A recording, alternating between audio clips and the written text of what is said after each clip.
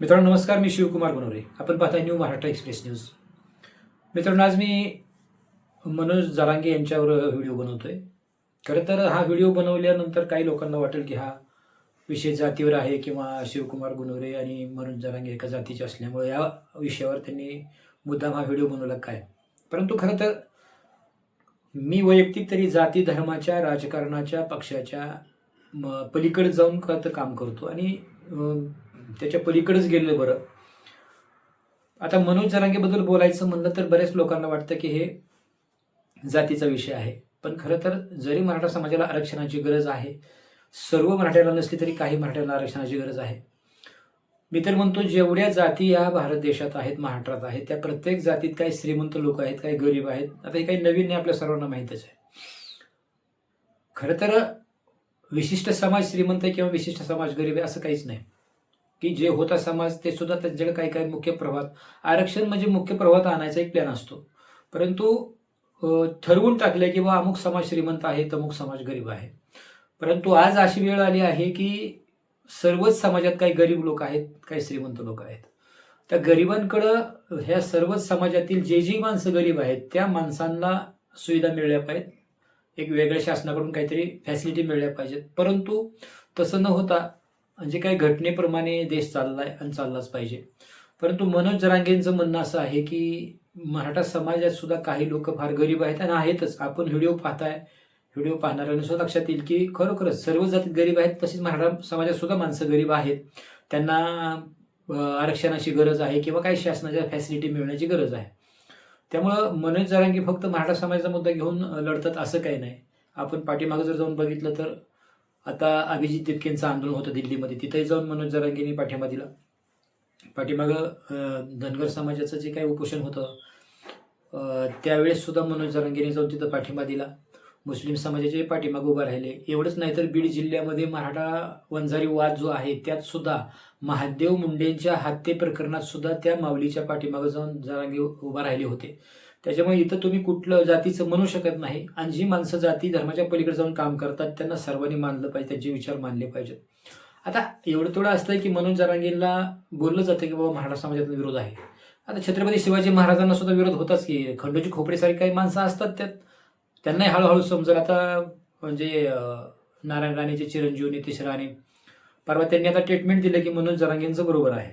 म्हणजे मनोज जरांगेंच्या विरोधात गरळ ओकणारा हा माणूस आज ते म्हणतात मनोज जरांगेंचे बरोबर आहे. आता कशासाठी म्हणतात महाराष्ट्र समाज आपल्या विरोधात जाऊ नये म्हणून म्हणायचं की खरंच बरोबर वाटतं म्हणून म्हणायचं, ते काही असेल. पण उशिरा का होईना त्यांना शहाणपण सुचतंय. परंतु ते त्यांनी पुन्हा हे मनोज जरांगेंचा मुद्दा बरोबर आहे म्हणताना ते हे बोलले पुढे की त्यांनी जे नेत्यांवर भारतीय जनता पक्ष नेत्यांवर जे तोंडसुख घेत आहेत, जे काही चुकीचं बोलतायत, जे काही त्यांना आयमाय काढतायत ते चुकीचं आहे. मनोज जरांगेंचं तेवढा शब्द त्यांनी सांभाळावा असं ते म्हणत होते. पण तो नितेश राणेंना असं मला वैयक्तिक असं म्हणायचं की राणेसाहेब आपण एका मुख्यमंत्र्याचे, ज्यांनी मुख्यमंत्री पद भूषवलं महाराष्ट्राचं, त्यांचे आपण चिरंजीव आहात.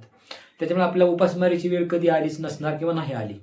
परंतु जो मराठा समाजाची काही लोक तुम्ही तपासून पहा, काही लोकांना उपासमारीची वेळ आली आणि ते त्यांच्या घरापर्यंत, त्यांच्या भाकरीच्या टोपल्यापर्यंत मनोज जरांगेंचा अभ्यास आहे. म्हणून मनोज जरांगे त्या गरिबांच्या, मराठा समाजाच्या गरिबांसाठी ते भांडतायत. आपण सांगितलं तोंडसुख घेत आहेत म्हणून. मनोज जरांगे तोंडसुख घेत नाहीत. तुम्ही मनोज जरांगेने किती त्याला उपोषण धरलंय, त्यांचे शुगर लेवल खालावली, त्यांचे BP लो झाला, त्यांना किडनीचा त्रास झाला आणि म्हणजे उपोषणातून त्या मराठा समाजासाठी त्यांनी जे उपोषण धरलं त्यातून त्यांना जेवढा त्रास झालाय तेवढा नितेश राणेंना नक्कीच कुठलाही मराठा समाजासाठी त्रास झालेला नसणार. आणि जर झाला असता तर तुम्ही तोंडसुख घेताय असं म्हणणार नाही. कारण सांगतो की आता काही लोक व्हिडिओ बघतात त्यांना माझं थोडंसं चुकीचं वाटेल, पण ह्या अँगलने विचार करा की माणूस जो उपाशी राहतोय, उपोषण करतोय, वारंवार उपोषण करतोय, त्यांना सरकार वारंवार आश्वासनं देतंय आणि पण तेच चुका करतं. त्यामुळे एक चीड, ते तोंडसुख घेत नाही, ते उद्रेक आहे. ते चीड ती येणं साहजिक आहे. तो उद्रेकातून ते जरांगेच्या तोंडातून ते शब्द बाहेर पडतात. जरांगेंनी जे भोगलंय, जे केलंय मराठा समाजासाठी तेवढं तुम्ही तळागाळात जाऊन करा. नितेश राणेंना माझं म्हणणं आहे, तुम्हाला सुद्धा तशीच चीड येईल, आपण सुद्धा तसंच तोंडसुख घ्याल. पण तुमचा आभार मानतो मराठा समाजाच्या वतीने, कारण तुम्हाला उशिरा व्हायना मनोज जरांगेंचा मुद्दा बरोबर असं सुचलंय. ती एक बाजू बरोबर आहे, तुम्ही बोललात ते, त्याच्यामुळे तुमचं आभारच. आणि आता मराठा समाजाचं जे काही मराठा समाज त्यांना दैवत मानतोय किंवा ठीक आहे बाबा छत्रपती शिवाजी महाराजांनंतर आम्हाला कोणते एक आधार भेटला आहे, पण आता एक फक्त मराठा समाजासाठी म्हणता येणार नाही. कारण छत्रपती शिवाजी महाराज असतील किंवा महामानव डॉक्टर बाबासाहेब आंबेडकर असतील किंवा महात्मा ज्योतिबा फुले असतील किंवा अहिल्याबाई होळकर असतील, ह्या सर्वच महापुरुषांनी किंवा ह्या वीरमातांनी महास्त्रियांनी कुठल्या एका जातीसाठी किंवा कुठल्या एका धर्मासाठी केलेलं नाही. फक्त मागासवर्ग समाजासाठीच फक्त बाबासाहेब आंबेडकरांनी केलं नाही, तर संपूर्ण देशासाठी केलं. छत्रपती शिवाजी महाराज असतील किंवा ज्योतिबा फुले असतील, अहिल्याबाई होळकर असतील किंवा ह्या महाराष्ट्रातले ह्या मातीत जन्माला आलेले साधू संत असतील, या सर्वांनी ह्या देशाच्या जडणघडणीसाठी किंवा उभारणीसाठी किंवा ह्या राष्ट्राच्या सुखासाठीच काम केलं, वैयक्तिक जाती धर्मासाठी केलेलं नाही. तसंच फक्त आता मराठा समाजाचा मुद्दा आहे आरक्षणाचा म्हणून ते मुद्दा घेऊन आलेत. पण जरी मनोज जरांगे मराठा समाजाचे असले, जरी त्यांनी मराठा समाजाचा आरक्षणाचा मुद्दा उचलला असला, तरी कुठल्याही धर्मातल्या जातीतल्या माणसांनी अनुभव घ्यावा. त्यांच्यावर झालेला अन्याय झाला तर तुम्ही जरांगेकडे जा आणि विचारा. ते जर म्हणली नाही तुम्ही अमुक जातीच्या माझ्याकडे येऊ नका, तर जातपात करतात. नक्कीच मनोज जरांगे फक्त मराठासाठी लढतात, हे तुमच्या लक्षात येईल. पण तसं नाही झालं. कुठल्याही जाती, आज महादेव मुंडेंची पत्नी जेव्हा तिथं गेली तर बाई तुझ्या पाठीशी भावासारखा उभा राहतो, आणि त्यांच्या पण त्या सुद्धा हत्येच्या आवाज उठवला मनोज जरांगे पाटलांनी.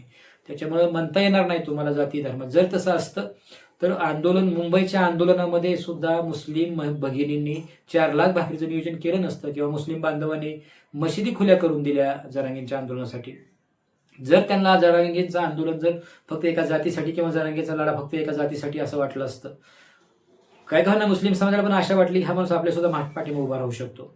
ज्यावेळेस 10 मुस्लिम समाजाची माणसं जातील तेव्हा मनोज जरांगे त्यांचा सुद्धा मुद्दा घेतात. ते म्हणत नाही की तुम्ही मुस्लिम समाजाचे किंवा आमच्याकडे आम्ही यायची काही कारण नाही, मी फक्त मराठा समाजाच बघतोय, असं काही नाही. त्यामुळे तुम्ही उदाहरणं बघा, बाकी नेत्यांचं बघा की फक्त आता दुसरा महत्वाचा मुद्दा आहे. मनोज जरांगे हे आरक्षणासाठी सरकार संघ भांडतायत, सरकारला काही म्हणतील, परंतु बाकी जे ओबीसी काही नेते आहेत ते मनोज जरांगेला बोलतात.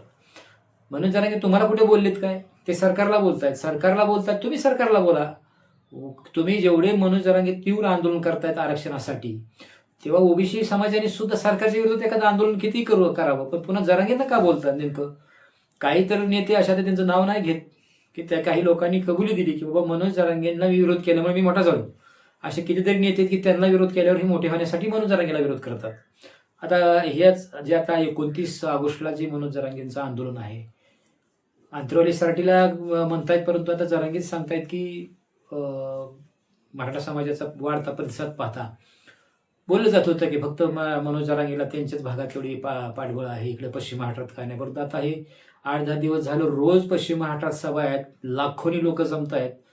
त्याच्यामुळे त्या अंदाजा घेऊन मनोज जरांगे स्वतः म्हणले की बहुतेक ही आता आंदोलन मला मुंबईतच करावं लागेल, मराठी घेऊ बसणार नाहीत. आणि ह्या आंदोलनामध्ये आता ही सभा जी आहेत त्यांच्या, त्या सभेमध्ये गाडीची चर्चा होते. मनोज जरांगे ज्या गाडीत बसतायत त्या गाडीची चर्चा होते की बाबा ही डिफेंडर गाडी, त्या गाडीची किंमत आहे 1,90,00,000 रुपये. जे सांगलीचे मराठा बांधव आहेत ते त्या आंदोलनात सुद्धा आहेत, पण त्यांना वाटत होते, म्हणजे माझा भाऊ बाहेर बेंगलोरला असतात तेव्हा त्यांच्या नावाची गाडी आहे 1,90,00,000 म्हणजे जवळजवळ 2 कोटीची गाडी आहे ती. आणि त्याच्यावर त्यांनी मला वाटतं काहीतरी 1,60,00,000 कर्ज घेतलाय. 1 कोटी काही 1.5 कोटीच्या आसपास काहीतरी कर्ज घेतले त्या गाडी घेण्यासाठी. परंतु त्या गाडीमध्ये म्हणजे ज्या कुटुंबाने ती गाडी घेतली ती कुटुंब मनोज जरांगेला देव मानते, आणि मग हा आमचा देव ह्या गाडीत बसावा अशी त्यांची इच्छा होती. आणि त्यांनी गेल्या दर्शन घेऊन सांगितलं, मनोज दादा या गाडीत बसा तुम्ही, ह्या सभेच्या काळात तुम्ही ही गाडी वापरा. आणि मग ते कार्यकर्त्यांनी वापरायला दिली गाडी. पण त्या सुद्धा गाडी चर्चा होतोय की मनोज जरांगेला पैसे कुठून आलं, एवढी मोठी गाडी, एवढी महागाईची गाडी कसं काय ते वापरतात. त्यांनी सांगून बी टाकले की बाबा ते एका कार्यकर्त्याची गाडी, आणि कार्यकर्त्यांनी सुद्धा स्टेटमेंट दिले की बाबा ती आमची गाडी, माझ्या भावाच्या नावावर गाडी, 1,90,00,000 ती गाडी आहे, आणि त्याच्यावर 1.5 कोटी कर्ज काढलंय, बाकीचं सारं काहीतरी 40 लाख रुपये आम्ही 1/4 भरलेत, आणि ती गाडीत आमचा देव बसावा असं वाटत होतं. पण त्या आग्रहाखातर मनोज जरांगे त्या गाडीत बसतात. आता मनोज जरांगे पैसा कुठून आला आहे आणि एवढे भारी गाडीत बसतो असे काही लोक म्हणतात. तो माणूस जाती धर्माच्या, राजकारणाच्या, भ्रष्टाचाराच्या, काळा बाजाराच्या सर्वांच्या पलीकडे जाऊन तो माणूस काम करतो. आता हे पण तुम्ही सविस्तर सांगतो, माणूस पलीकडे कसा जातो. माणूस भ्रष्टाचार कधी करतो की त्याला त्या भ्रष्टाचारमध्ये त्यातून पैसा खाणं आणि त्या पैशाच्या काही त्यांना सुखसुविधा घरात घ्यायचा किंवा काय कमवून ठेवायचं असते. परंतु ज्या माणसाला आधीच सारं मिळतं आता डिफेंडर गाडी 1,90,00,000ची गाडी ह्यांना कार्यकर्ते बसायला मिळतात, त्या कशाला घ्यायसाठी ते पैसे कोणाकडून घेईल.